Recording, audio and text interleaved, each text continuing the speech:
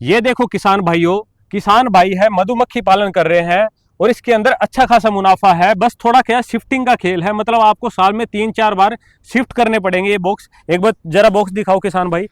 ये देखो इस तरीके से शहद का उत्पादन होता है और जो मक्खियां हैं बाहर जा जाके मतलब शहद लेती हैं, मतलब जो कण है जो फूल है उससे वो शहद बनाती हैं और फिर इस बॉक्स में लाके इकट्ठा कर देती हैं और तब आपके पास में ये जो शहद है ये पहुंच पाता है इतनी मेहनत से। और जो किसान भाई है हमारे वो भी बहुत मेहनत करते हैं, इसलिए आप बॉक्स वाला शहद खाना बंद करें। और जो ये किसान भाई हैं हर साल आपको आपके एरिया में ये मिल जाएंगे, जब सरसों का फूल होता है या अलग अलग फूल होते हैं ये कहीं डब्बे दिखाई दे तो इनसे जाके लाइव शहद खरीदे, आपको बहुत अच्छा शहद मिलेगा और बिल्कुल ऑर्गेनिक शहद मिलेगा। तो धन्यवाद भाई, आपने इतनी अच्छी जानकारी दी और अपना कीमती समय निकाल के हमारे लिए ये मधुमक्खियां दिखाई। एक बार मधुमक्खियां दिखा दो, ये देखो दिखा दो, ये देखो।